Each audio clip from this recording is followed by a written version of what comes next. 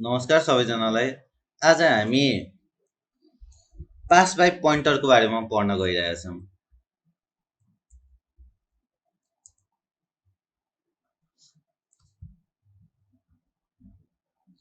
अस्ति दुईटा अगाडिको भिडियोमा हामीले के पढ्यौँ भन्दाखेरि पास बाई भ्यालु र पास बाई रिफरेन्स कुन टपिकको अन्डरमा पढेको हो? Passing argument to the function. Passing argument to the फङ्सनमा हामीले पढेको दुईटा टपिक के अरे? Pass by value and pass by reference. अब आज के पढ्ने भन्दाखेरि पास बाई पोइन्टर। पोइन्टरको बारेमा हजुरहरूलाई अलिकति कन्फ्युजन भयो भने हजुरहरूले मेरो पोइन्टरको भिडियोहरू हेर्न सक्नुहुन्छ। Okay, pass by pointer. पहिला एउटा सानो प्रोग्राम लेखौँ अनि त्यसपछि म पास बाई पोइन्टर के हो बुझाउँछु है। हजुरहरूले मसँगै कोड गर्दा हुन्छ है।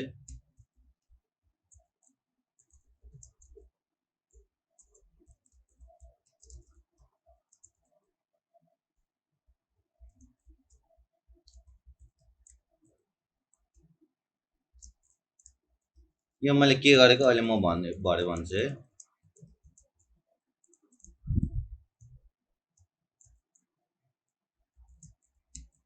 एक्जाम्पल पहिलाको जस्तै छ, तरिका डिफ्रेन्ट छ।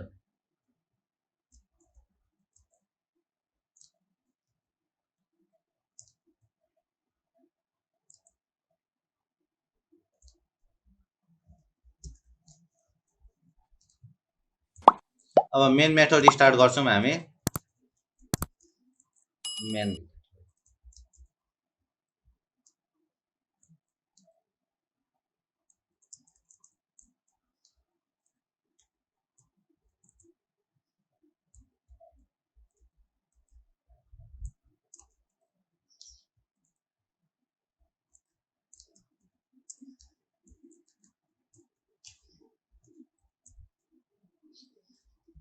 यहाँ एक्सचेन्ज अगाडिको जस्तै गरेको छ यहाँ है, तर अब डिफ्रेन्स के आउँछ त्यो हेर्ने।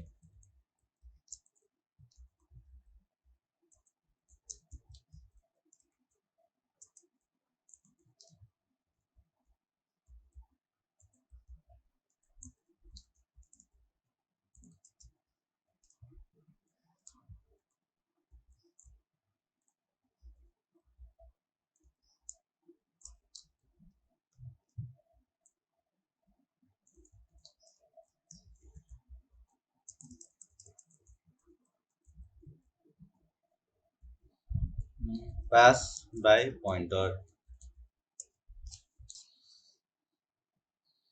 अब यहाँ हामीलाई हेर्नुपर्छ है, अलिकति बुझौँ।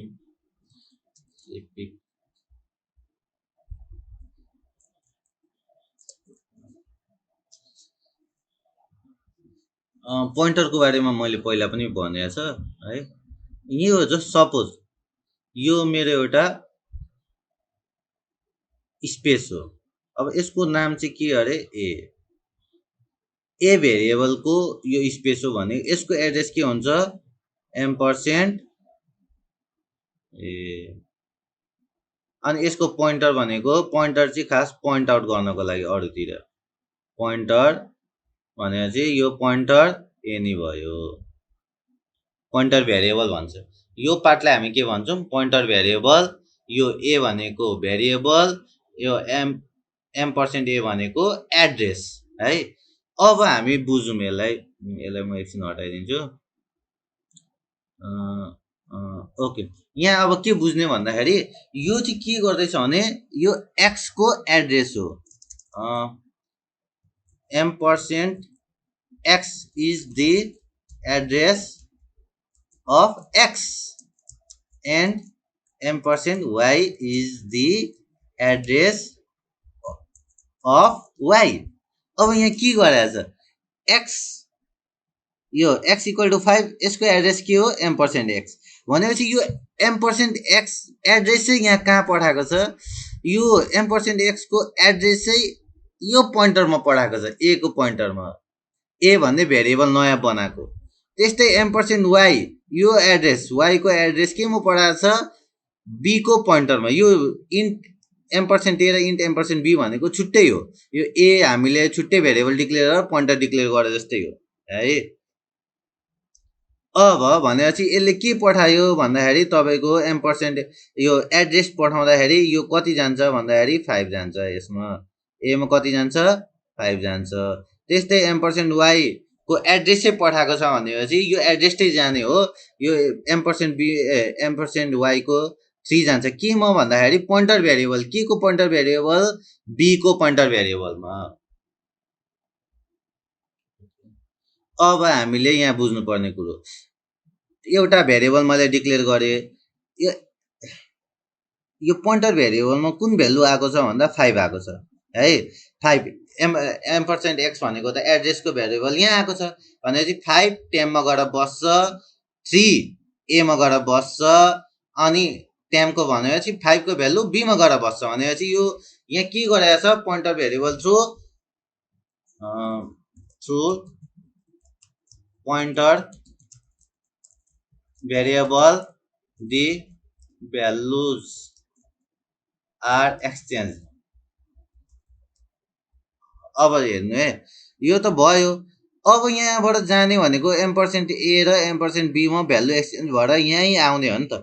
अब एम्पर्सेन्ट ए मा कति आउँछ भन्दाखेरि तपाईँको एक्सचेन्ज भएर आउने हो भनेपछि एम्पर्सेन्ट एक्स मा 3 आउँछ र एम्पर्सेन्ट वाइ मा 5 आउँछ। डिफ्रेन्स हेर्नु है यहाँबाट गएको छ एम्पर्सेन्ट एक्स को भ्यालु 3 गएको छ 5 गएको छ यसमा पोइन्टर भेरिएबलमा। वाइ एम्पर्सेन्ट वाइ भनेपछि वाइ को एड्रेस बी मा गएको छ पोइन्टर भेरिएबलको बी मा हैन। त्यस्तै अब यहाँ एक्सचेन्ज गरेको छ 5 टेममा गयो 3 ए मा गयो हैन टेम 5 बी मा गयो भनेपछि अब यो फेरि यही आउने हो नि त। भनेपछि यहाँ आउने भएपछि एम्पर्सेन्ट एक्स मा कति आयो 3 अनि एम्पर्सेन्ट वाइ मा 5 आयो। अहिले प्रिन्ट गर्दाखेरि के देखाउँछ भन्दाखेरि एक्स को यो त एड्रेस हो भनेपछि एक्स मा कति भ्यालु छ भनेर देखायो है। भनेपछि यो कति के भयो भन्दाखेरि तपाईको एक्स को भ्यालु 3 भयो वाइ को भ्यालु 5 भयो है। एक्सचेन्ज गरिसकेपछि भनेपछि उल्टो भयो। अब यसलाई हामीले यसरी पनि हेर्न सकिन्छ नि त see out the values of x and y before exchanging। यसलाई हामीले यसरी गर्न मिल्छ। Okay see out x equal to x initial अनि y equal to y okay यसलाई हामी यसरी हेरौँ ल। यहाँ हेर्नु त स्टार्टिङ हाम्रो एक्जिक्युसन मेनबाट स्टार्ट भयो x equal to 5 y equal to 3 x को भ्यालु 5 y को भ्यालु 3 दिएको छ। अब माथि गएर एक्सचेन्ज गरेर आउँदाखेरि x को भ्यालु के दियो भन्दाखेरि 3 y को भ्यालु 5। यसमा चाहिँ के गरेको छ यसमा चाहिँ एड्रेस पास गरेको छ पोइन्टरमा। नर्मली पोइन्टर हामीले एड्रेस पास गरेको लागि युज गर्छौं है। नर्मली पोइन्टर हामी के को लागि युज गर्छौं भन्दै एड्रेसलाई पोइन्ट आउट गर्नको लागि। त्यही भएर पोइन्टर टपिक आएको हो। पोइन्टर टपिकमा मैले यसलाई एक्सप्लेन गरिदिएको छ है। ओके यहाँ लेखौँ त तपाईहरुलाई अलि कन्फ्युज हुन्छ भने pointers are used to point address variable है एड्रेस भेरिएबल। ओके ल यसमा केही कन्फ्युजन छ भने हजुरहरुले सोध्न सक्नुहुन्छ। यो खासै कन्फ्युजन त केही पनि छ जस्तो लाग्दैन। यहाँ चाहिँ एड्रेस चाहिँ पोइन्टर भेरिएबलमा पास गराएको छ। यो पनि एड्रेस चाहिँ पोइन्टर भेरिएबलमा पास गर्ने। एड्रेस पास गर्नु भनेको उसको एड्रेस भनेकै उसको सबै कुरो हो हैन। लगभग उही आफै पास हुनु भनेको जस्तै हो। भनेपछि पोइन्टर यहाँ चाहिँ तपाईको पास बाइ रेफरेन्स जस्तै यसले काम गर्यो। ल आजलाई यति गरौँ। धन्यवाद थ्यांक यू। हजुरहरुलाई केही कन्फ्युजन छ भने हजुरहरुले मलाई मेसेज गर्न कमेन्ट गर्न सक्नुहुन्छ। डिस्क्रिप्सनमा मैले यसको